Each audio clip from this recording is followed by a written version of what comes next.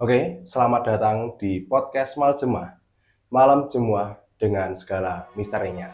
Oke, teman-teman, kita kali ini akan membahas tentang cerita misteri, di mana kita ada bintang tamu yang dari jauh sekali, keluarga kita, teman kita. Ada Mas Jaki di sini. Halo Mas Jaki, gimana kabarnya? Alhamdulillah baik Mas. Oke, bisa perkenalan dulu Mas, nama, mungkin alamat. Nama saya Muhammad Mujaki, bisa dipanggil Jaki. Alamat saya di Kabupaten Nganjuk, Jawa Timur. Oke, Mas Jaki kesibukannya kali ini apa Mas, kalau boleh tahu nih? Sibukan saya sekarang menjalani kuliah Mas. Oh, kuliah. Di salah satu perguruan seni yang ada di Jawa Tengah. Oke, nah kita kan mau mengulik cerita misterinya dari Mas Jaki nih ya. Percaya nggak percaya Mas tentang dunia mistis ini, percaya nggak?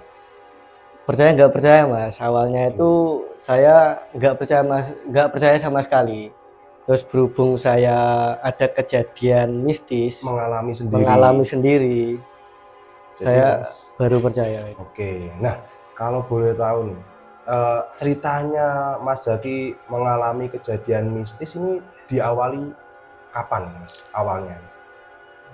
Kalau awal itu saya mengalami hal mistis itu waktu kecil pernah Mas. Waktu kecil? Waktu SD. SD, kelas berapa kalau gitu? Sekitar kelas 4 kalau nggak 5 Mas. Oke, itu ceritanya gimana Mas? Jadi ceritanya itu waktu SD kan dulu ada les sekolah gitu Mas ya, les privat. Oke. Terus teman-teman kan, saya dulu kan kecil kan bandel sekali Mas ya, nakal. Nakal ya Nakal. kecilnya. Terus pas les itu yang lain belajar, saya sama teman saya 4 orang itu obak petak umpet Mas. Oh, jadi Main petak ketika umpet. waktu les dan teman-temannya Mas Zaki les nih malah main petak umpet nih. Main petak umpet Mas. Saking bandelnya ini. Saking bandelnya. Oke. Pas main petak umpet itu teman saya kan jaga. Oke. Saya kan sembunyi. Ya. Nah, saya kan nggak tahu tempat sembunyi yang aman di mana. Saya kan ngarang, ngawur gitu Mas. Terus saya itu sembunyi di sebuah gudang kosong. Dulunya itu tempat seleb padi. Oh, jadi tempat penggilingan padi. Terus pas waktu saya keluar, saya ditanya sama guru les saya, Mas Yaki, kamu tadi sembunyi di mana gitu? Terus saya bilang, tadi saya sembunyi di gudang Bu, saya gitu. Terus guru les saya bilang, Mas, tempat itu angker loh, nanti kamu bisa panas dingin kalau malam.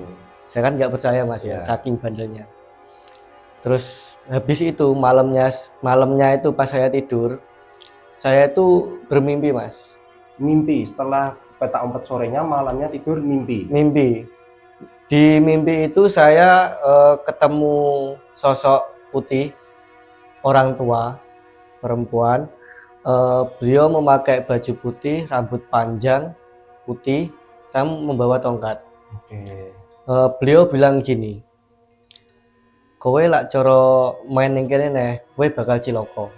Gitu Mas. Itu artinya kalau kamu main di sini kamu bakal celaka. Ya, bakal celaka.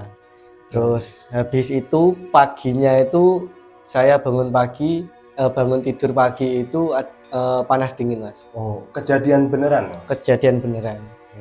Tapi setelah itu saya belum percaya. Jadi pertama kali kejadian itu ketika Mas SD. Pas SD. Oke. Dan setelah SD itu ada cerita lagi nggak Mas? Setelah kejadian itu nggak ada sih Mas. Oke. Cuman ya hanya bandel saja sih. Oke. Terus lulus SD, saya itu pengen banget Mas masuk pondok pesantren. Oke. Tapi sayangnya sama keluarga saya itu tidak boleh. Oh, kenapa tuh Mas? Karena keluarga saya nggak tega Mas kalau anaknya itu di pondok jauh dari orang tua. Terus akhirnya saya itu disekolahkan di Madrasah Sanawiyah MTS. Ya. Terus Sebenarnya pengen mondok itu inisiatif Mas, soalnya dari kecil kan saya suka main hadroh, Iya. sholawatan, terus suka ngaji juga. Terus teman saya itu masuk pondok juga, yang ngajak saya itu. Terus alhasil saya kan masuk di Madrasah Sanawiyah. Oke. Terus masih jiwa-jiwa saya kan masih pengen masuk ke pondok. Akhirnya sama teman saya yang masuk pondok itu dikasih tahu kalau ada yang namanya duduk Mas. Duduk. Ya. Duduk itu apa tuh, Mas? Duduk itu kita hanya mengikuti ngaji saja yang ada di pondok pesantren. Jadi kegiatan mengaji di pondok Ya. pesantren. Kalau mondok kan kita tinggal di pondok. Ya. Kalau duduk itu kita PP dari rumah, hanya ngikuti ngaji saja. Oke. Ya. Itu berarti Mas Zaki nggak ikut mondoknya, tapi ikut kegiatan ngaji di pondok pesantren tersebut. Ya, Itu berarti mulainya setelah Mas Zaki masuk MTS apa gimana, Mas? setelah masuk MTS. Oke, jadi di ngajinya itu siang, malam, atau setelah sekolah? Malam Mas, jam 7 malam sampai jam 11 malam. Oke, jadi Mas Zaki ngaji di Ya. pondok pesantren tersebut hingga malam. Hingga malam. Dan di situ udah mulai ada kejadian-kejadian lagi, Mas, atau enggak? Awal masuk ngaji itu belum ada Mas. Belum ada. Belum ada. Jarak 2 bulan sampai 3 bulan saya diajak teman saya yang mondok itu, ada satu kitab yang mengajarkan untuk kita mendoakan leluhur kita, mendoakan hal-hal yang tidak bisa dilihat oleh manusia. Jadi kayak ilmu kebatinan. Ilmu kebatinan Mas. Semenjak saya belajar itu, saya sering kali Mas mengalami sesuatu yang janggal setelah saya lulus dari duduk itu. Oke, jadi selama mengaji malam itu berapa lama, Mas, jangka waktu? Saya ikut duduk itu sekitar 1 tahun Mas. 1 tahun lah. Ya. Habis duduk itu sore kan saya masih ada ngaji di masjid. Masjid desa. Ya. Habis itu pada suatu saat itu ada kumpulan sama kiai saya disuruh membuat pengurus remaja masjid. Oh, jadi di masjid di dekat rumah ya? Itu jumlahnya ada banyak sih Mas, sekitar 20 orang. Itu seangkatan saya. Yang diambil antara anak sekolah SMP ke atas. Oke, jadi itu cewek cowok? Cewek cowok ada. Oke. Terus saat perkumpulan pengurus remaja masjid itu, saya langsung ditunjuk sebagai ketua remaja masjid. Oke, jadi ketua remas ya? Ketua remas. Dan pada saat itu kita rembukan lagi untuk membahas program kerja remas. Oke. Sebelumnya kan remas kan vakum. Dulu ada tapi vakum dan sekarang diadakan lagi gitu. Semenjak zamannya Mas MTS tadi ya? Ya. Kelas berapa tuh? Kelas 8. Oh, 8 ya. Habis pembuatan proker itu besoknya kita mengadakan tasyakuran Mas untuk peresmian remaja masjid yang baru. Ya hanya masak-masak, makan-makan sama kadroan gitu Mas. Di masjidnya? Di masjidnya. Dan sama pengurus masjid, takmir masjid itu disediakan 4 kamar. Yang satu itu buat operator sound system, yang satunya itu buat gudang, satunya lagi buat sekretariatan takmir masjid, yang satunya itu buat remaja masjid. Buat sekretariatnya ya? Iya. Oke. Terus pas malam pertama masak-masak itu, kan siangnya kita kan ada bersih-bersih masjid buat menyiapkan acara malam tersebut. Pas siang kita sama teman-teman itu sepakat buat nanti malam tidur di masjid gitu. Terus habis acara selesai, habis bersih-bersih, ada beberapa yang mau tidur di masjid. Sebagian ada yang pulang gitu ya? Sebagian ada yang pulang, soalnya capek juga Mas ya. Terus pas hari pertama kali kita tidur di masjid, sebelumnya kan belum ada ya Mas, belum ada yang berani tidur masjid. Masjid itu kan 4 kamar, yang 2 di bawah, yang 2 itu di atas. Nah, tempatnya sekretariatan itu di lantai 2, di atas, yang bawah itu buat gudang sama operator sound system. Yang 2 itu yang serambi utara itu buat sekretariatan takmir masjid, yang selatan buat sekretariatan remaja masjid. Berarti kalau di lantai 2 itu yang kanan itu buat sekretariatan takmir, yang kiri buat remaja masjid. Nah, di situ kita disediakan kamar sekalian dapur. Dapurnya dulunya masih kosong sih Mas, cuman ada orang yang menyumbangkan kompor sama gas. Terus kami remaja masjid inisiatif untuk membawa kayak peralatan dapur untuk teman-teman yang tidur di masjid, yang mau bikin mie apa masak-masak gitu kan gampang Mas ya. Terus di malam itu ada apa setelah itu? Nah, malam pertama itu yang tidur di masjid itu ada 7 orang Mas. 7 orang. Yang 4 itu tidur di dalam kamar, yang 3 itu masih main game di depan kamar. Di luar kamar ya? Di luar kamar. Yang di luar itu ada saya sama 2 teman saya. Yang menjadi hal ganjil pertama kali tidur di masjid itu ada suara kayak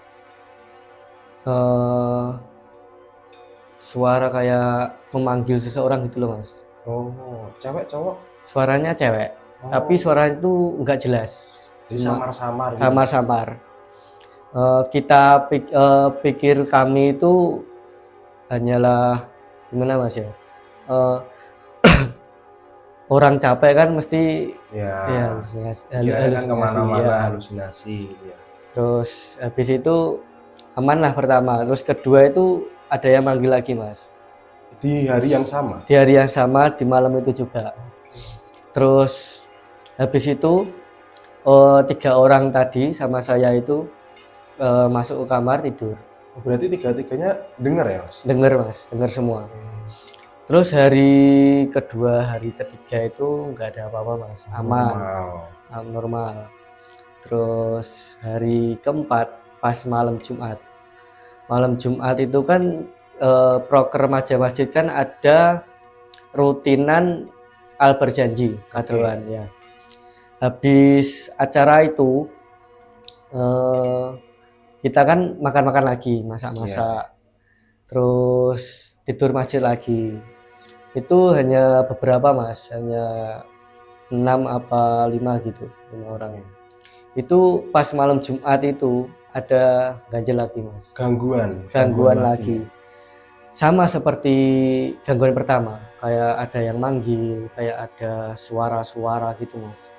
Tapi yang menjadikan hal itu berbeda ada nggak Mas? Yang membuat berbeda itu suaranya lebih jelas Mas. Ya. Suaranya itu kayak orang drenginging, merintih.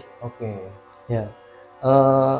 Terus habis itu subuh kan kita dibangunkan sama kiai saya buat sholat subuh berjamaah. Terus kiai saya kan orang pintar juga ya, bisa tahu hal-hal seperti itu, orang spiritual juga. Itu tanya pada saya, Mas, aman nggak tidur di masjid semalam? Apa hari-hari lalu aman nggak gitu? Terus saya jawab aman Pak. Sedangkan yang saya alami sama teman-teman kan ada hal yang janggal. Saya pertama itu tutupi dulu, soalnya biar perasaan kiai saya juga aman juga, biar nggak ada pikiran untuk Negatif, anak-anak. ya. Ya. Terus habis itu eh, it- eh, Setelah Mas Zaki ini sehari 4 hari ada gangguan, ya itu berarti gangguannya berlanjut, Mas? berlanjut, tapi ada selingan hari, Mas. Oh, jadi nggak beruntun ya? Tidak beruntun. Oke. Biasanya yang paling sering itu saat malam Jumat, Mas. Malam Jumat. Malam Jumat. Dan itu yang membuat angker itu emang dari masjidnya atau gimana, Mas? Enggak, dulu itu eh, nenek saya pernah bercerita di sebelah barat masjid itu kan ada jembatan, Mas. Ya. Di sebelah barat masjid pas itu ada jembatan, dulu itu pembangunan masa Belanda. Oh, Dan pas proyek itu banyak yang memakan korban. oh, jadi ada jembatan peninggalan dari zaman Belanda, gitu. Iya, Dan kalau boleh tahu itu posisinya antara masjid dan jalan jembatannya tuh gimana, Mas? Masjidnya di sebelah mana jalan? masjidnya itu di sebelah utara jalan, Oh, kanan. Kalau kalau dari sini kanan. kanan. Kalau kanan jalan masjidnya berarti jembatannya ini di Di barat, belakang masjid. belakang masjid, barat Oke. masjid pas itu. Oh, berarti belakang masjid ada sungai. Ada sungai. Oh, iya.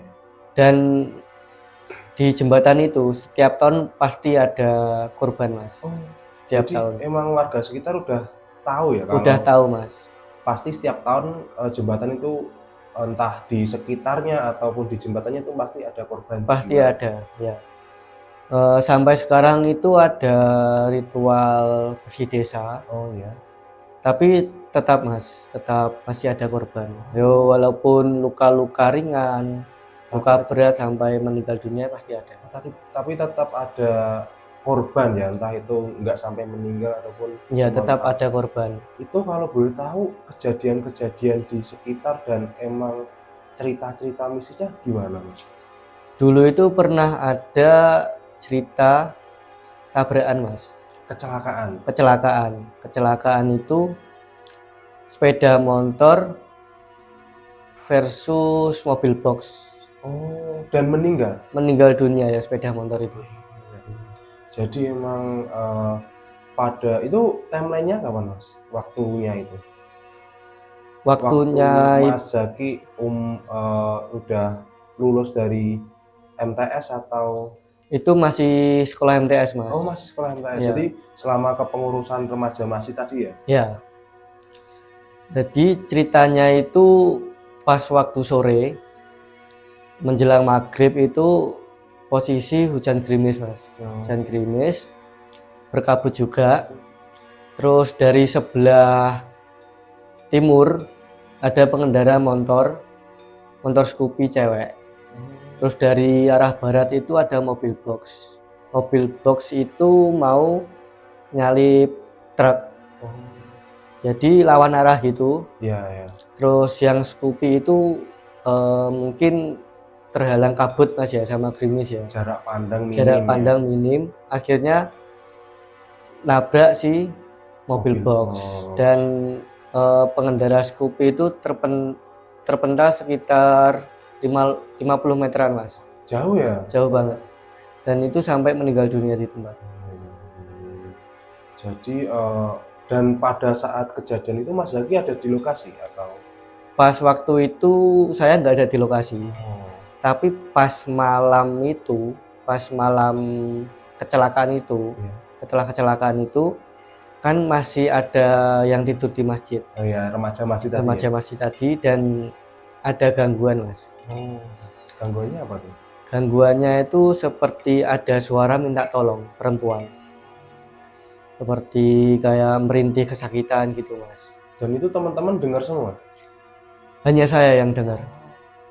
Dan saya nggak berani ngomong sama teman-teman, soalnya nanti takutnya teman-teman nggak berani tidur di masjid dan nggak ada yang ngurus masjid lagi gitu, Mas.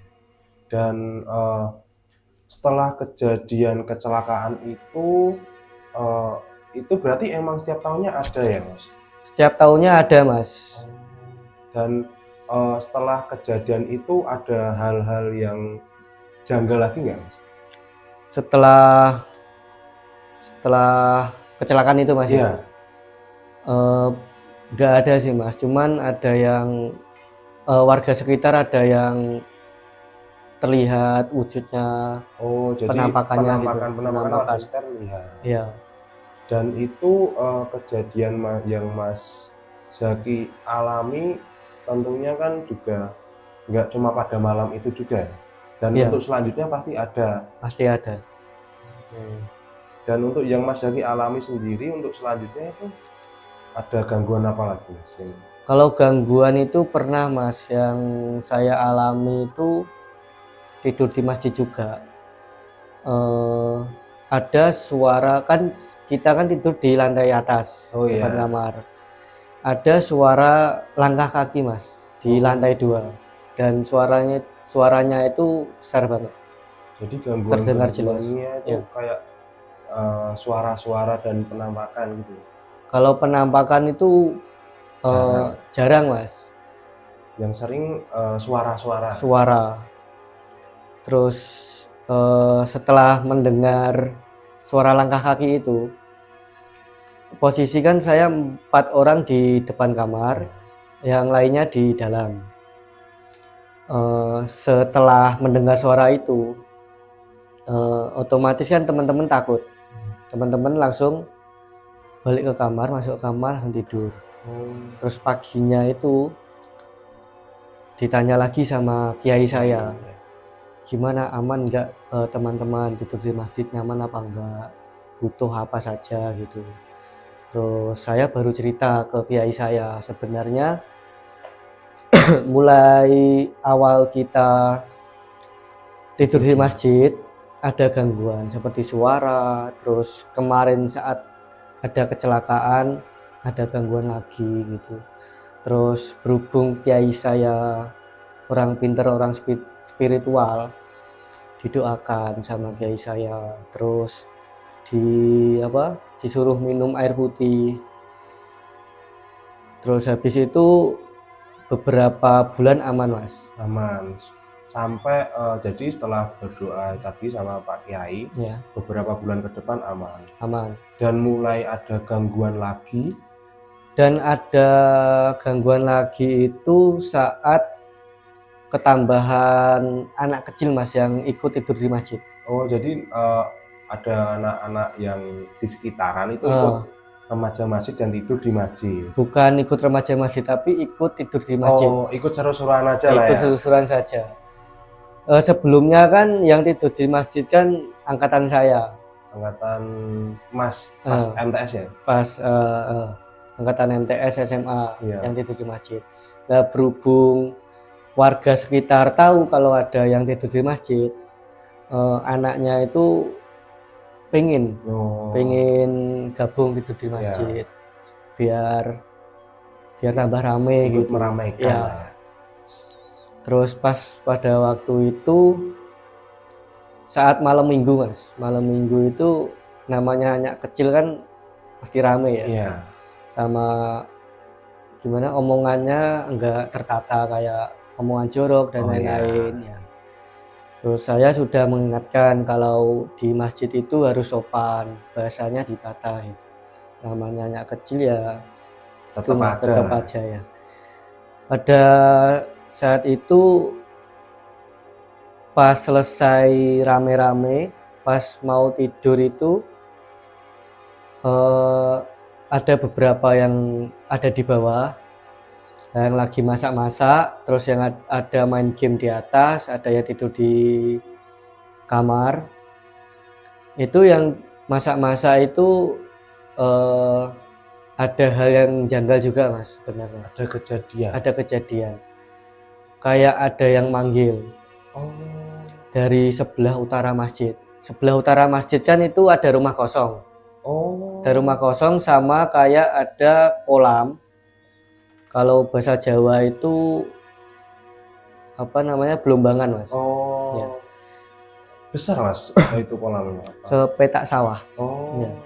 Jadi emang dekat area persawahan atau Deket area sawah dan deket rumah-rumah juga Mas. Dan kolamnya itu kan sebelah utara masjid. ya. Dari kolam itu terdengar suara kayak memanggil teman saya namanya. Terus si teman saya kan bilang siapa yang manggil saya gitu. Terus nggak ada yang jawab. Terus teman saya yang dipanggil itu nyamperin ke kolam itu. Senter-senter itu nggak ada orang sama sekali. Oh, jadi kayak suara panggilan gaib ya? Ya. Terus habis makan-makan selesai beres-beres itu kembali ke kamar Mas, tidur. Sekitar jam 1, jam 2 itu terdengar lagi suara Mas. Suara yang dari arah yang sama? Dari arah yang sama. Terus habis itu besoknya lagi jarak beberapa hari itu ada penampakan Mas. Di kolam. Oh, itu yang ngelihat penampakannya siapa?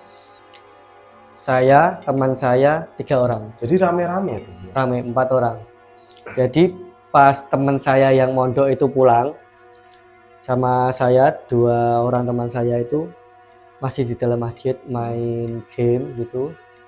Terus di kolam itu kayak ada orang mancing Mas. Oh. Sebenarnya kolam itu ada ikannya, cuman itu peliharaannya kiai saya. Oh. Dan, sebenarnya boleh mancing di sana, tapi harus izin dulu sama kiai. Tapi yang dilihat pada saat malam itu emang orang atau? Sebenarnya kalau dilihat mata normal itu orang Mas. Oh, tapi pas saya sama teman saya yang mondok itu kan dulu itu pernah belajar spiritual gitu ya, juga, ilmu kebatinan tadi ya. Terus saya sama teman saya dibuka mata batinnya Mas, sama teman saya yang mondok itu diajak. Pas dibuka mata batin itu ternyata yang mancing itu bukan orang Mas, melainkan ada sesosok pocong yang di pinggir kolam itu. Merinding Mas, malam-malam nih. Jadi ada tapi teman yang 2 tadi lihatnya orang, padahal pocong. Dan itu wallahu alam Mas ya. Kita nggak tahu sebenarnya itu apa. Dan setelah kejadian itu saya kan baru pertama kali buka mata batin Mas ya. Pas waktu itu saya takut banget Mas, karena saya itu pertama kali lihat sesosok pocong yang saya mengalami sendiri dengan nyata. Itu Masnya lihatnya sosoknya bentuknya pocong, cuman wajahnya itu nggak kelihatan Mas. Oh, jadi kayak membelakangi. Dan Masnya cuma lihat pocong itu aja atau ada sosok lain Mas setelah dibuka mata batin? Kalau yang saya lihat itu saya fokus hanya ke pocong saja. Pas saya takut itu sama teman saya itu bilang nggak apa-apa, itu cuman jelmaan katanya. Terus saya sama teman saya itu ditutup lagi mata batinnya. Terus baru itu saya takut Mas tidur di masjid. Terus tapi bagaimana caranya menghidupkan masjid kembali Mas. Iya, jadi punya rasa tanggung jawab biar tetap menghidupkan masjid ngeramein lah ya. Soalnya sebelumnya kan masjid itu kan sepi Mas kalau malam. Kalau siang juga sepi. Itu dulunya emang masjidnya emang udah tua atau baru Mas kalau boleh? Sebelumnya itu masjidnya di selatan jalan Mas. Oh, jadi pindah ke situ baru ya? Baru awal tahun 2000-an. Oh. Soalnya dulu kan itu kan sebelumnya dari selatan jalan, utaranya kan masih lahan kosong. Lahan kosong itu kan dulunya bekas proyek jembatan Belanda tadi. Terus akhirnya dipindah di sebelah utara jalan raya. Terus habis itu ada suatu kisah Mas saat pembangunan. Nah, pembangunannya itu kisahnya apa, Mas? Pada pembangunan itu tahun 2000 awal itu pas pemasangan genteng kubah masjid atas itu, Kubah. ya itu salah satu tukang ada yang jatuh Mas dari atas. Tapi meninggal, Mas? Enggak, Cuma luka-luka tadi ya? cuma luka tapi sampai kritis Mas, beberapa Oh. hari akhirnya alhamdulillahnya sadar sih. Itu gimana ceritanya, Mas? Ini kan saya dengar dari cerita kiai saya yang dulu pernah cerita ke saya. Ceritanya saat pembangunan itu pembangunannya sekitar 1,5 tahun Mas. Yang pertama itu ada kendala biasa untuk dana Mas. Terus ada material juga. Terus saat peletakan batu pertama itu kata kiai saya itu ada salah satu orang yang kesurupan. Waktu peletakan batu pertama? Iya. Kesurupan itu katanya harus izin dulu pada penunggu jembatan. Gitu. Itu yang kesurupan warga atau Warganya Mas? Warga. Pas kesurupan itu beliau bilang kalau mau bangun masjid di sini harus izin dulu ke jembatan. Soalnya dulu ini tanahnya Belanda katanya. Terus kiai saya kan nggak percaya Mas ya. Nggak ada izin gitu. Terus habis itu saat proses pertama kedua itu aman, ketiga itu pas yang itu tadi pemasangan genteng kubah itu ada salah satu tukang yang diganggu Mas, kayak kakinya itu diseret ke bawah, kayak ada yang narik dari bawah. Jadi itu pas naik ya di atas ya posisinya? Pas di atas, pas pemasangan kubah itu, terus jatuh, akhirnya langsung dibawa ke rumah sakit. Tapi alhamdulillah selamat ya Mas? Alhamdulillahnya selamat Mas. Tapi sejatinya tanah itu milik siapa Mas? Kalau tanah itu milik keluarga kiai saya, soalnya di sebelah utara masjid itu kan ada rumahnya ibunda kiai saya. Tapi udah meninggal. Jadi kosong ya rumahnya? Udah kosong. Udah beberapa tahun kosong, akhirnya digusur Mas. Sekarang jadi parkiran sepeda. Jadi emang dari sejak awal pembangunan itu udah ada cerita-cerita horornya ya Mas? Udah ada Mas. Sejak pembangunan jembatan itu ada cerita horornya semenjak itu. Nah, kaitannya masjid sama jembatan ini kira-kira emang ada kaitannya atau emang yang di jembatannya aja yang menjadi masalahnya itu di jembatannya Mas aslinya. Berhubung masjidnya itu berjejeran dengan jembatan, akhirnya yang ada di jembatan itu menempati di masjid. Jadi kayak ganggunya masih area sekitar? Iya, gitu ya? Area sekitar. Dan Mas Zaki sendiri ini pernah nggak ngalamin sendiri yang di masjid itu? Entah itu selain yang tadi ya Mas yang dibuka mata batinnya, yang entah melihat sosok lain atau ketika apa itu ada nggak?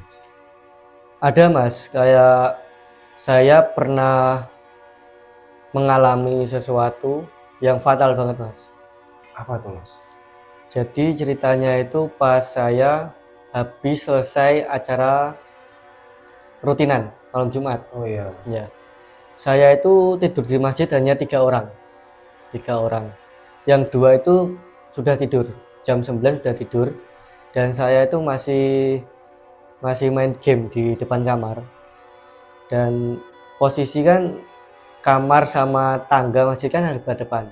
Nah, tiba-tiba itu pertama itu ada suara kayak minta tolong di bawah. Terus saya melihat dari atas itu nggak ada siapa-siapa. Terus saya bangunin teman saya itu. saya suruh keluar dulu, terus saya nyalain lampu, semua lampu masjid saya nyalain. Soalnya dari awal itu yang paling ganjel saat malam Jumat, Mas. Oh, pasti pada saat malam Jumat ya, Mas? Pasti. Saat itu semua lampu sudah menyala. Tiba-tiba lampu yang depan kamar itu mati, Mas. Mati. Terus disambut dengan suara kayak gimana ya? Kayak merintih kesakitan gitu. Tapi nggak tahu dari arah mana. Tapi suara-suaranya emang sering yang merintih kesakitan dan minta Merintih, tolong iya. gitu ya? Terus habis itu teman saya satu itu bangun. Habis dari toilet bawah. Terus di toilet itu katanya ada yang gedor-gedor. Oh, Terus teman saya nujunya ke aku. Pikirnya saya yang oh gedor-gedor, ya, Mas. Terus saya bilang saya itu main game di di sini atas. tadi ya. Terus habis itu teman saya nggak bisa tidur, main game sama saya. Habis itu tiba-tiba itu ada sesosok kepala yang apa? Yang terlihat dari tangga, Mas. Kayak nek kalau bahasa Jawanya jengongok gitu ya? Jenggongok ya. Kan posisi kan ke lantainya datar, Iya, lantai atas lah. Di bawahnya itu kan tangga iya, turun. Nah, posisi kamar kan di sini. iya. Ini tangga. Nah, kepala itu muncul, Mas, dari sisi apa? Pinggiran keramik Tangga. ya. Oh, itu bentuknya gimana, Mas? Kepala saja. Kepala, muka itu ditutupi sama rambut panjang. Dan itu teman Mas Zaki juga lihat? Lihat, sampai teman saya itu nangis, Mas. Sampai Merinding. 1 bulan itu nggak berani tidur di masjid teman saya itu. Serem ya? Ceritaan di masjid itu ya? Ya gimana Mas ya, di masjid kan bukan hanya tempat ibadah, bukan hanya manusia yang ibadah Mas ya, Ya. tapi ada hal yang Makhluk lain yang makhluk mungkin juga menempati tempat yang ya. sama gitu. Dan berarti selain dari penampakan kepala itu tadi, itu Mas Zaki ada lagi nggak yang mungkin ketika sholat atau ketika berkegiatan? Kalau sholat itu nggak pernah diganggu Mas, soalnya ya kan posisi masjid juga ramai. Ya.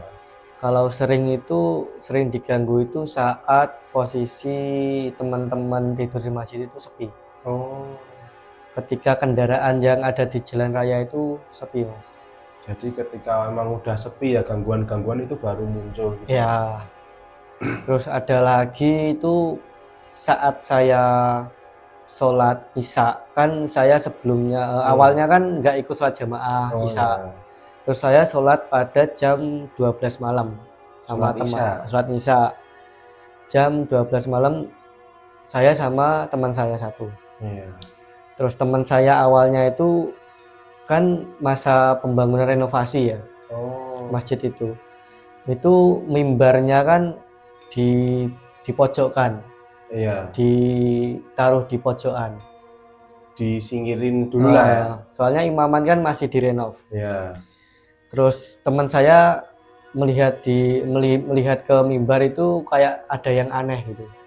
Nah, itu apa Mas yang namanya? Pas teman saya bilang, "Wah, itu mimbarnya ada yang aneh gitu." Terus saya bilang sholat dulu aja gitu. Terus habis itu selesai sholat, saya lihat ke mimbar.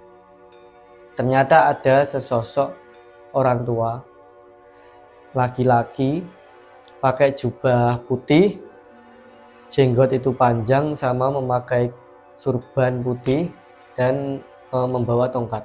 Jadi kayak khotib Iya, Jumatan gitu ya. seperti itu. Dan ada yang maksudnya yang apa ya? Yang membuat Mas Zaki dan temennya tadi takut tuh kenapa? Apa emang bentuknya yang nggak wajar atau wajahnya? Kalau wajahnya itu normal Mas ya, seperti orang tua biasa. Tapi yang menjadi serem itu matanya merah Mas, bisa menyala. Jadi teman Mas Zaki sama Zaki itu lihat sendiri sosoknya. Lihat sendiri ya. Sedetail itu ya Mas. Iya, soalnya pas saya setelah sholat itu kan berdoa. Iya. Saya memohon agar diperlihatkan yang ada di mimbar. Kok katanya teman saya ada yang aneh. Soalnya saya kan awalnya belum percaya 100% Mas ya. Jadi kepo gitu. Iya. Terus akhirnya saya berdoa. Terus saya melihat itu sama teman saya. Dan itu sangat kaget banget Mas. Dan melihat sosok yang tadi kakek-kakek tua tadi yang Mas lihat di mimbar itu cuma sekali itu aja? Cuman sekali itu aja Mas. Oke. Dan untuk selanjutnya itu ada cerita apa lagi?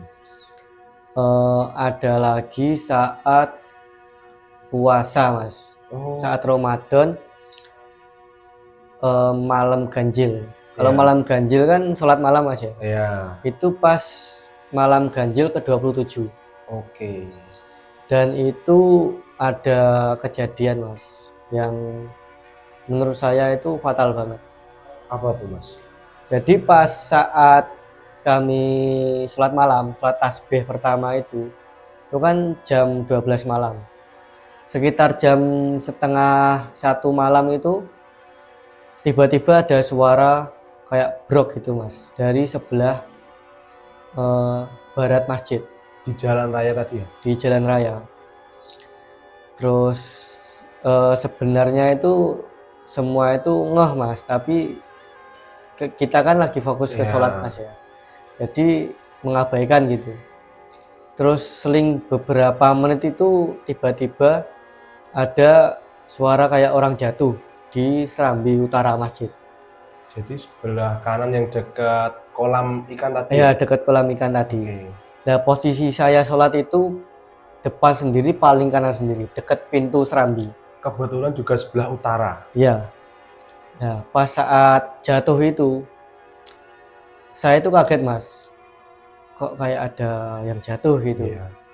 Terus habis itu selang beberapa menit, 1 menit 2 menit, ada suara minta tolong Mas. Oke. Suara cowok.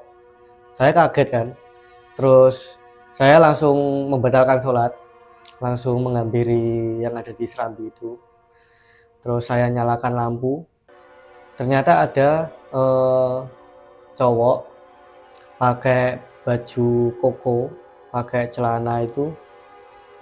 Pas saya nyalain lampu, mukanya itu kayak habis kecelakaan Mas. Mukanya itu full darah, tangan, terus kaki itu darah Mas. Jadi kayak korban kecelakaan? Korban kecelakaan. Terus saya tanya, Masnya dari mana, Masnya siapa? Nggak bisa jawab Mas, cuman hanya merintih kesakitan gitu. Terus habis itu saat selesai salam sholat tasbih itu tadi, saya manggil orang buat bantuin saya untuk evakuasi orang tadi. Terus orang yang saya suruh itu lagi nanyain orang yang jatuh itu tadi, cowok itu tadi. Dan itu nggak bisa ditanya sama sekali Mas, cuma hanya merintih kesakitan aja. Jadi emang kesusahan ya? Kesusahan untuk ngomong. Soalnya pipi kanan kiri ini udah bengkak semua Mas. Terus hidungnya itu mengeluarkan darah. Nah, Mas Zaki ini punya firasat nggak mengenai mas yang luka tadi? Pasti ada firasat Mas, soalnya setiap tahun kan masih ada korban Mas ya. Oh iya. Nah, itu saya firasat ke situ. Terus saya naik ke atas, naik ke jalan raya. Saya lihat kanan kiri tolah-tolah itu nggak ada siapa-siapa. Terus ternyata selang beberapa detik itu ada suara minta tolong. Oh, jadi ada korban lagi? Ada korban lagi. Oke. Terus saya tarik teman saya yang lagi sholat itu, saya tarik suruh bantuin saya yang nyari suara itu tadi. Saya pergi ke timur, teman saya pergi ke barat arah jembatan. Terus teman saya itu kaget mas, panggil saya, Jak, sini Jak, sini. Ada apa saya gitu. Terus ternyata di bawah jembatan itu ada cewek yang posisinya itu ketindihan motor mas badannya. Jadi korban kecelakaan juga. Korban kecelakaan juga. Dan itu sama apa ada kaitannya kah dengan yang mas-mas yang laki-laki tadi minta tolong atau Ada mas, dan ternyata mas-mas tadi itu boncengan sama pacarnya. Beliau itu selesai acara sholawatan yang ada di kota. Rumahnya itu Kediri. Terus mau pulang lewat jembatan situ, akhirnya nyemplung ke sungai. Tapi mas dan mbaknya yang tadi selamat mas? Kondisinya itu sebenarnya awalnya parah sih mas. Yang cowok itu luka-luka di bagian muka, tangan sama kaki. Yang cewek itu parah mas, kakinya patah. Soalnya ketindihan sepeda motor itu tadi. Tapi itu mbaknya itu ada di jalanan atau di bawah mas, di sungai. Oh, jadi masuk ke dalam sungai? Masuk ke dalam sungai. Soalnya pagar sungai itu kan sudah bolong mas. Soalnya banyak yang nabrak di situ. Jadi emang saking seringnya itu emang udah bolong gitu ya mas? Udah bolong mas. Terus habis dievakuasi sama warga, sama jamaah sholat tadi, saya ngubungi bapak saya. Bapak saya kan sebagai ketua RT di situ. Terus saya ngubungi bapak saya, suruh hubungi polsek sama Babinsa. Disuruh evakuasi. Terus jelang beberapa menit itu dari polsek itu datang mas untuk evakuasi si cowok. Nah si cewek itu belum ada yang evakuasi, soalnya takut mas awalnya. Terus bisa nggak bisa, teman-teman sama orang-orang itu terjun ke nolongin ke yang cewek itu tadi. Yang motornya itu awalnya masuk ke kali, kita angkat bareng, kita naikkan. Terus ternyata cewek itu nggak bisa digerakkan, nggak bisa diapa-apain mas. Ternyata kakinya itu patah mas, kanan kiri. Saking lamanya ketindihan motor ya. Tadi ya mas. Terus akhirnya sama orang jamaah itu tadi dibopong, langsung dinaikkan ke mobil polsek, langsung dibawa ke rumah sakit umum. Terus kabarnya alhamdulillahnya selamat mas. Selamat ya. Tapi emang tadi patah tulang sempat patah luka-luka ya? Patah tulang sama luka-luka berat. Berarti banyak sekali ya mas kejadian-kejadian yang di jembatan peninggalan Belanda itu ya, sama di masjid ya? Ya. Kalau Mas Zaki sendiri selain itu mungkin kerabatnya atau Mas Zakinya sendiri itu pernah nggak yang ngalamin di jembatan itu? Kerabat saya pernah mas, kakak ponakan saya. Dan banyak yang bicara soal itu juga. Jadi emang udah urban legendnya ya? Iya. Katanya kakak ponakan saya itu lewat jembatan itu jalannya gimana mas? Bahasanya ngepang. Jalannya bercabang ya. Padahal jalannya itu cuma satu, cuman kalau dilihat saat pengendara ngeblank gitu, itu bercabang mas, ada dua jalan ya. Itu yang bikin sering adanya kecelakaan di situ ya. Jadi kayak halusinasi sebenarnya. Iya. Dan itu kelanjutan dari saudaranya Mas Zaki habis melihat jalan itu kan kakak saya kan orang situ juga. Akhirnya paham kan. Terus beliau itu berhenti sejenak, telepon bapak saya, disuruh jemput. Terus suruh jemput. Saat bapak saya menghampiri kakak saya itu tadi, kakak saya itu noleh ke jembatan itu jalannya normal mas. Jadi setelah menelpon bapaknya dari Mas Zaki tadi, kemudian jembatannya yang dilihat oleh kakaknya Mas Zaki ini jadi normal lagi. Normal lagi, satu arah lagi. Kalau dilihat sebelumnya kan bercabang jalannya. Iya, ya. Oke.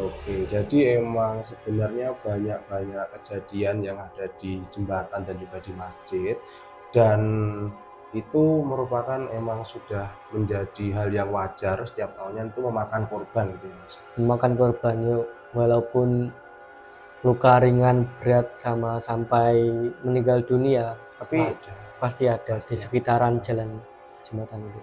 Oke. Cukup Dan seru ya, Mas. dan kembali lagi ke kecelakaan tadi Mas ya. Iya.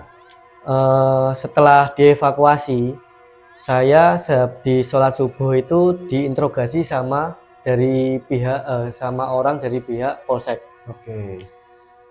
Diinterogasi kan saya menjadi saksi pertama yang tahu kejadiannya itu seperti apa. Terus saya menjelaskan terus terang Mas, saya hanya melihat korban itu saja, nggak tahu kejadiannya itu seperti apa ya. Terus habis diinterogasi itu saya dipanggil sama kiai saya. Terus dibuka mata batin saya, dibuka, terus saya disuruh ke jembatan. 2 orang saya sama kiai saya, waktu sehabis subuh 4:30.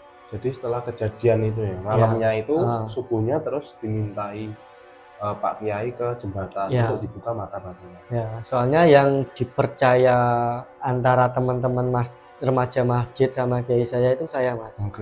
Soalnya yang bertanggung jawab. Terus setelah membuka mata batin itu, ternyata yang saya lihat itu pengendara 2 orang tadi itu melihatnya jalannya bercabang Mas. Bercabang, jadi emang kayak yang diceritakan sama kakaknya Mas Jaki tadi ya? Ya. Terus pengendara itu mengambil jalur sebelah kiri Mas. Terus akhirnya beliau itu langsung terjun ke sungai dan menyebabkan kecelakaan. Dan untuk kejadian-kejadian lainnya itu Mas Jaki masih punya cerita? Kejadian lain itu masih Mas. Semenjak saya sering gimana ya Mas, sering bersama kiai saya di masjid itu, saya sudah mulai percaya Mas dengan hal-hal mistis itu. Saya cuman bisa mendoakan sama menghormati lah. Yang dimana sesuatu yang nggak bisa dilihat manusia normal itu pasti ada. Terus semenjak itu saya percaya tentang hal-hal mistis tadi ya, hal gaib tadi. Ya, terus habis itu ada lagi kisah kecelakaan Mas. Kecelakaan lagi. Saat ada acara festival motor CB Nganjuk, itu memakan korban lagi Mas, sampai meninggal dunia. Wow, itu gimana ceritanya Mas? Ceritanya itu saat jam 11 malam itu kan jalan raya kan pasti ramai berkendara CB ya. Ada yang konvoy dan lain-lain gitu. Saat itu posisi jalan raya itu sepi, yang ada hanyalah motor CB yang ada acara itu.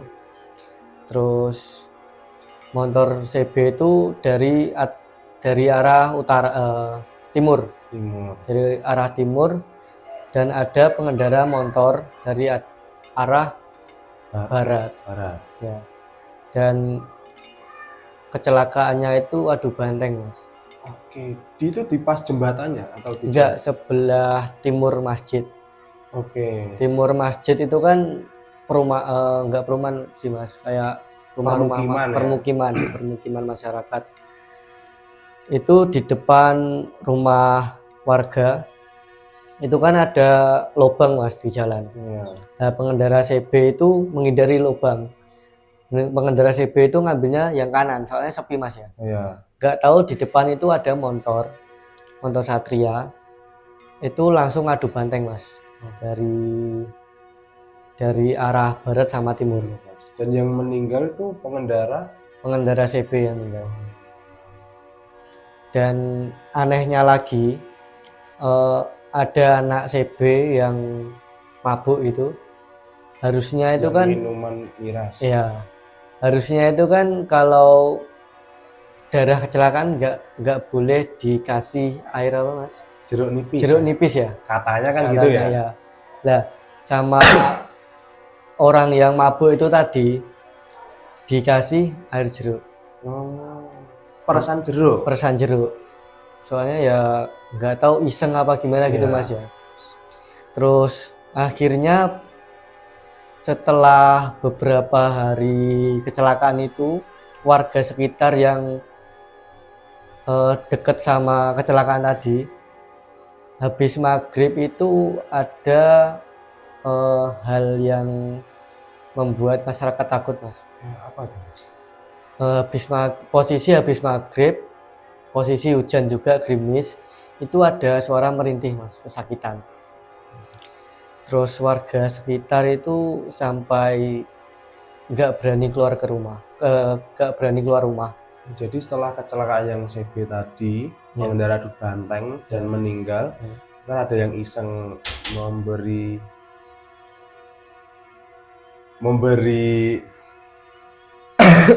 kaget mas, memberi apa perasan jeruk nipis. Ya.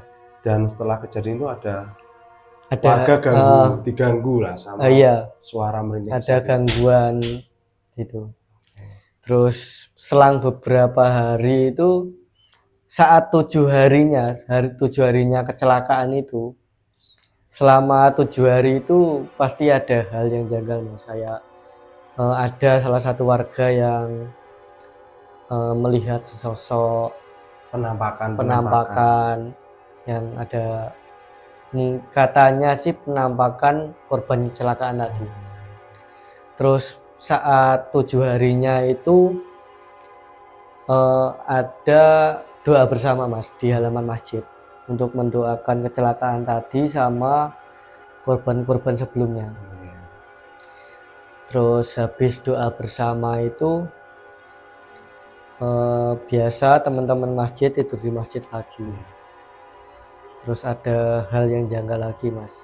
Setelah itu yo sama kayak kemarin-kemarin, suara-suara gitu. Terus saat pandemi COVID ya, dulu kan ramai banget mas yang tidur di masjid itu. Soalnya sekolah kan juga libur, ketambahan anak-anak kecil, tambahan anak-anak sekitar yang ikut nimbrung yang ikut tidur di masjid. Itu ramai banget sih, sampai 20-30 orang yang tidur di masjid sampai malam. Soalnya juga masjid kan sudah dipasang wifi mas ya, buat remaja masjid. Terus ada suatu hari itu hal yang janggal mas. Anak kecil itu ramai banget, ada yang bicara kotor, ada yang macam-macam lah, namanya kecil juga. Terus tiba-tiba itu habis rame itu nangis mas, salah satu anak kecil itu. Nangis. Itu kesurupan atau gimana? Kalau kesurupan nggak tahu mas, tiba-tiba itu nangis. Terus ditanya sama temen-temen itu nggak jawab. Nangis itu aja. Hanya bisa nangis. terus habis itu yang lain anak-anak tak suruh tidur, soalnya sudah malam juga. Yang nangis itu tak bawa ke bawah biar nggak ganggu temennya. Terus tak bawa ke bawah, tak tanyain kenapa kok nangis, nggak bisa jawab, hanya nangis saja. Terus habis itu saya ngambil air putih, terus saya bacakan doa, terus saya suruh minum. Akhirnya langsung anak itu nangis itu langsung berhenti, langsung tenang. Terus saya tanyain kenapa kok nangis, kenapa kok enggak ditanya enggak jawab. Terus anak itu menjawab kalau badannya itu terasa sakit Mas, sakit semua, Oh, nggak jadi, bisa digerakkan, yang dirasakan anak itu tuh kayak sakit gitu ya? kayak sakit. Terus habis itu saya suruh istirahat. Besoknya itu anak itu pas saat di rumah itu kesurupan Mas. Oh, ya anak yang sama? Anak yang sama yang nangis itu tadi. Kesurupan, keluarganya telepon kiai saya, disuruh datang, disuruh mendoakan. Terus ternyata kata kiai saya, terus kiai saya kan ngajak saya yang Ya. ada di pas teman-teman kan posisi lagi ngaji Ya. sore. Terus saya diajak kiai saya, diajak ke rumah. Terus ternyata kata kiai saya itu yang merasuki itu kakek-kakek. Dulu katanya itu korban dari pembangunan, Oh. pembangunan jembatan. Jadi setelah anak kecil itu sampai rumah dan kerasukan lagi, itu ternyata tahu siapa yang merasuki dan korban dari pembangunan jembatan. Ya, Dan itu sembuh ya Mas, setelah diobati? sembuh Mas, tapi setelah itu anak kecil itu nggak dibolehin tidur di masjid lagi. Karena trauma mungkin. Karena trauma orang tua juga, anak juga, orang tua juga. Terus habis itu ada hal janggal lagi itu apa Mas ya, seperti kayak penampakan. Saya 2 kali Mas melihat sosok di kolam. Oh, yang tadi kan yang pertama pocong Pertama tadi. pocong, kedua itu entah gimana ya, kalau bahasa Jawa itu membo-membo Mas. Oh, menyerupai. Menyerupai. Itu Itu gimana? ceritanya itu posisi 2 orang, saya sama teman saya habis ngaji sore, langsung menyiapkan sholat maghrib Mas ya. Habis sholat maghrib itu saya sama 2 orang teman saya itu, masih ngobrol di masjid, kita membahas program kerja selanjutnya itu gimana. Tiba-tiba itu ada orang mancing di kolam. Terus saya tanya Mas, saya ngampiri, dan itu pertama itu bener-bener orang, bisa bicara, bisa dijak omong. Terus tiba-tiba orang mancing itu pindah ke posisi utara kolam. Oh, jadi pindah tempat? Kan posisi gelap Mas ya. Iya. Terus beliau itu nggak bawa senter sama sekali pun, nggak ada penerangan. Terus di kamar itu ada senter, saya cari orang itu, ternyata di bawah pohon jati. Lagi mancing, sama posisi itu menunduk Mas. Menunduk sama diem kayak. Terus habis saya pulang habis sholat isya, saya kan balik lagi ke masjid. Orang itu masih ada Mas. Oh, dan taunya kalau itu setan ataupun jin itu? Sebelumnya itu saya masih bodoh amat gitu Mas ya. Ya. Masih bodoh amat, saya biarin itu. Terus kiai saya habis ada acara sholawatan, ngisi acara sholawatan, ngasih makanan ke teman-teman yang tidur di masjid itu.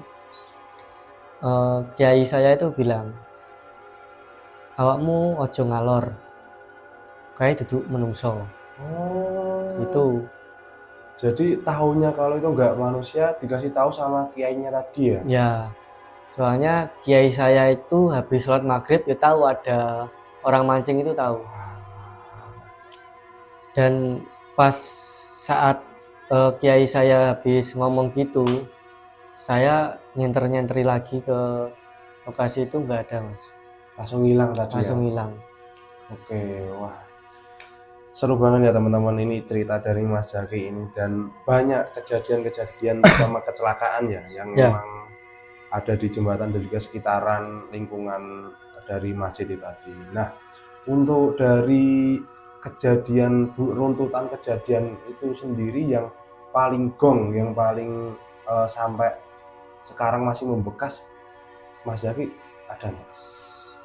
Paling gongnya kejadian itu sampai semua orang, semua anggota Rema, sampai warga trauma itu, ada salah satu bukan warga sih, anak kecil yang jatuh dari atas Dari masjid. masjid. Itu ceritanya gimana, Mas? Jadi ceritanya itu saat Ramadan juga, Mas, bulan Ramadan, saat malam ganjil juga. Awal malam ganjil, malam 21. Posisi saya itu teman-teman itu belum ada yang ke masjid. Soalnya malamnya kan sholat malam, Ya. malam ganjil. Terus teman-teman itu main game, main PS di rumah saya. Terus ada 4 anak yang ingin tidur di masjid. Namanya itu Edwin, Oki, Joko, sama Oki. Edwin, Joko, Oki sama Fadil. Oke, 4 orang anak kecil 4 tadi. orang anak. Yang korbannya itu Edwin, Mas, namanya. Oke. Nah, si Edwin itu 4 orang tadi itu datang ke rumahku. Iya. Pas teman-temanku itu pas main PS. Si Edwin itu bilang, "Mas, nanti jam 12 malam datang ke masjid ya," gitu. Terus pikir saya sholat malam lah gitulah. Terus saya bilang, "Ya Win, nanti tak ke masjid jam 12 gitu." Terus Edwin balik ke rumah mengembalikan HP, terus mampir lagi ke rumah, "Mas, nanti jam 12 loh ke masjid," gitu. "Ya Win," aku gitu. Terus jam 11.45 malam itu pas seru-serunya main PS itu tiba-tiba lampu mati, Mas. Lampu Sekampung. mati. Semuanya, satu kecamatan mati lampu. Si Oki tadi telepon, "Mas, Edwin kesetrum," gitu. Nah, pikir saya itu hanya kesetrum kabel olor, Mas, ya. Yang kecil ini tadi. Iya. Terus saya matiin teleponnya, terus saya nunggu lampu nyala. Jarak 15 menit itu lampu nyala, Mas.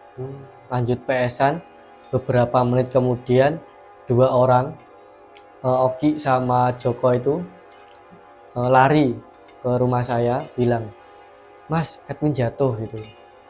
Lah, posisi kan teman-teman yang PS-an itu tadi kan kaget, Mas.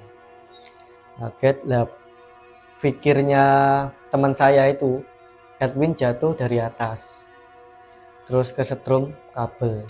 Nah, sebelumnya kan teman-teman remaja masjid kan suka nongkrong di atas. Nongkrong di atas itu aksesnya sulit banget, Mas. Jadi kayak punya tempat tersendiri ya di atas masjid tadi ya. Ya. Terus aksesnya itu kita lewat serambi lantai atas, serambi utara. Kita keluar jendela, terus kita naik ke atas toilet putri, terus naik lagi ke atas Imaman. Nah, di atas Imaman itu kita membutuhkan tangga, Mas. Kalau mau naik ke atas. Habis naik tangga itu baru cor-coran di bawahnya genteng itu.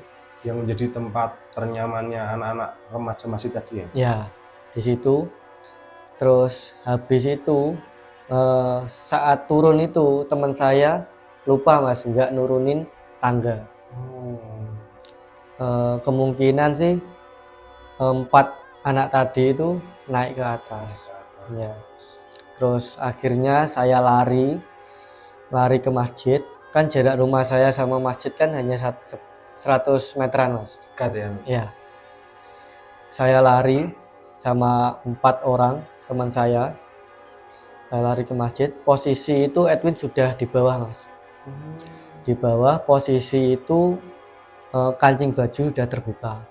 Dan saya lihat mukanya itu di bagian kening itu ada kayak bekas bakar, Mas. Kebakar. Terus sama dada sebelah kiri itu kayak ada yang benjol besar gitu. Jadi di kepala kayak udah ada luka bakarnya gitu ya? Ya, terus habis itu saya saya suruh teman saya untuk hubungi bapaknya si Edwin. Saya suruh datang. Terus Edwin saya suruh ke apa? Antar ke puskesmas. Dilarikan ke puskesmas naik motor bertiga. Terus teman saya yang dua itu saya suruh ngikutin juga. Terus habis itu tiga orang anak kecil tadi saya ajak ngobrol di bawah. Saya tanya gimana kejadiannya. Ternyata saat di masjid itu 3 anak itu kan membawa HP, cuma Edwin yang enggak. 3 anak itu main game. Edwin itu bilang ke temannya si Fadil, "Dil, ikut aku yuk di tempat yang nyaman," gitu. Terus 3 anak itu nurut. Terus naik ke atas. Salah satu 3 anak itu sempetnya itu masih ngevlog, Mas, membuat video. Jadi ketiga anak selain Edwin tadi ya, yang bikin vlog tadi. Ya. Terus si Fadil itu bilang, si Edwin kan duluan Mas ya jalannya. Si Fadil itu bilang, "Win, nanti kalau jatuh gimana?" Si Edwin bilang, "Kalau waktunya jatuh ya jatuh," gitu. Terus habis beberapa saat kemudian kan harusnya kalau mau nongkrong kan hanya di balkon bawah, Mas. Yang di bawah genteng itu. Edwin itu naik ke atas lagi, Mas. Di atas itu ada satu kotak biasanya itu buat benerin toa. Itu naik cor-coran itu sama kabel ground PLN itu nggak ada 1 meter, Mas. Jadi deket banget ya antara kabel yang buat aliran listrik sama tempat buat benerin toa tadi. Ya, deket banget. Harusnya itu jarak nggak ada 1 meter itu udah ada aliran listrik yang Terus Edwin itu naik. Harusnya kalau naik itu saya dulu itu pernah benerin toa atas. Kalau naik itu yang bener itu geser genteng dulu, Mas. Kita naik di atas genteng baru naik ke cocoran. Edwin itu enggak langsung manjat ke cocoran itu. Terus hasilnya ya kesetrum itu tadi dan jatuh tadi ya. Dan jatuh. Jarak atas sama bawah itu sekitar 6 meter, Mas. Tinggi ya. Tinggi banget. Dan habis kesetrum itu jatuh di bawah itu kan pavingan, Mas. Di pavingan itu ada batu-batu yang sebelumnya itu buat benerin toilet. Jadi renovasi ya. Bekas material. Edwin itu sepertinya jatuhnya itu tengkurap, Mas. Terus dadanya itu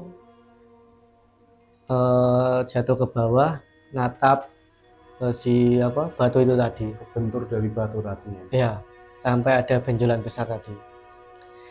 Terus teman saya itu hubungin saya, yang teman saya yang ikut di puskesmas tadi. Hubungi saya, telepon saya disuruh minggir dulu, terus telepon ada apa kayak gitu. Terus teman saya itu bilang Edwin sudah meninggal gitu.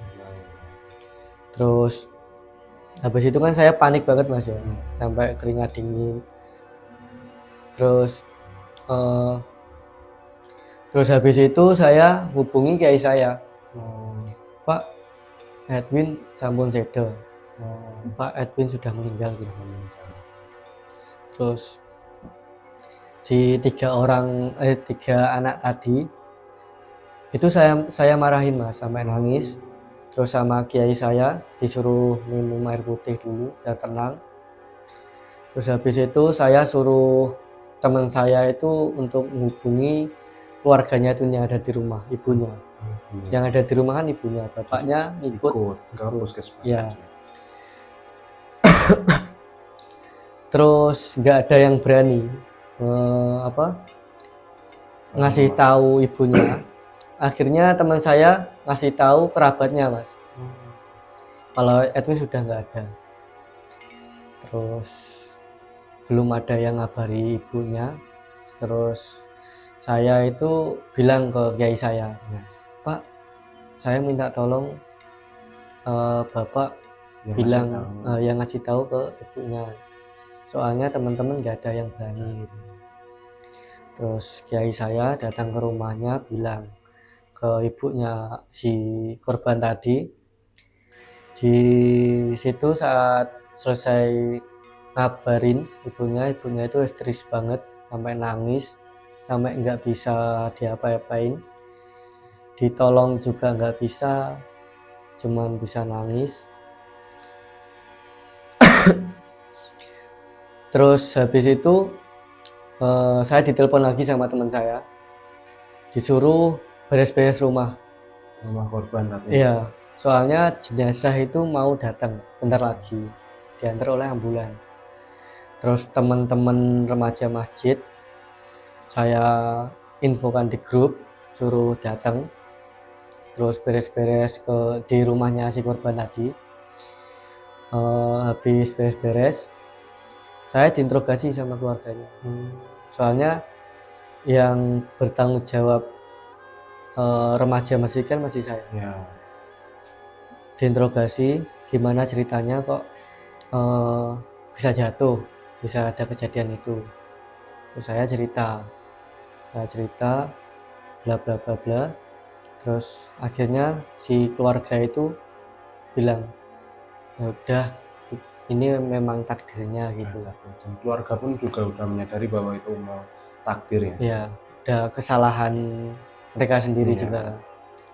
Terus pagi harinya pemakaman itu saya diinterogasi lagi sama warga sekitar.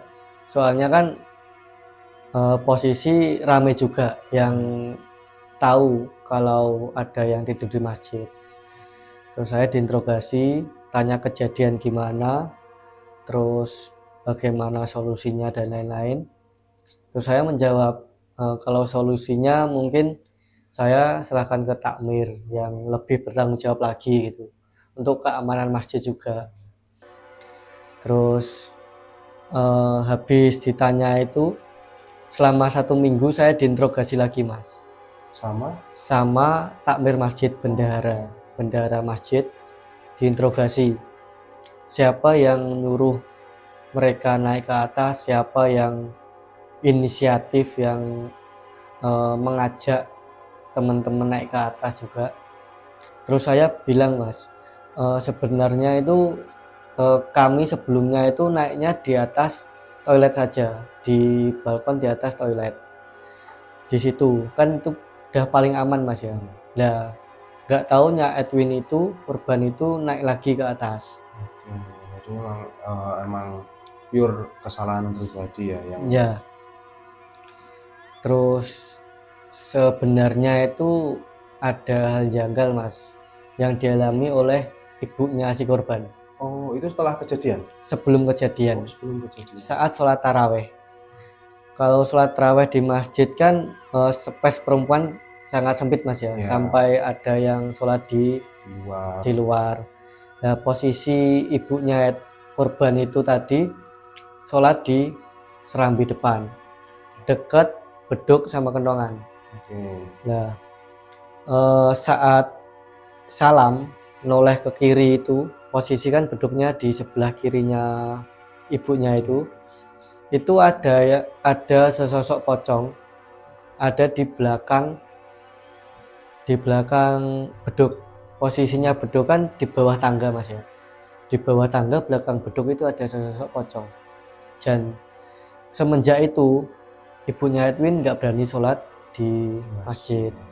Terus ada kejadian korban itu tadi. Nggak lama setelah melihat penampakan tadi, malah anaknya yang menjadi korban. Ya, mungkin tanda-tanda, Mas. Iya.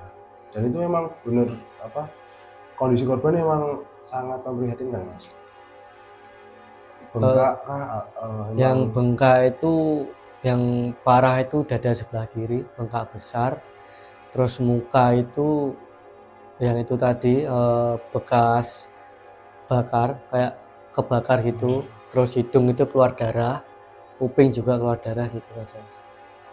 Jadi memang mungkin udah takdirnya, dan semoga Mas korban Ya, mendapatkan tempat terbaik di sisinya. ya, amin, amin. Itu udah paling gong banget sih Mas menurutku, dan emang kejadian-kejadian mistis setiap tahunnya pasti ada di situ, entah Pasti itu ada. meninggal ataupun enggak. Hmm, Dan udah habis Mas ceritanya?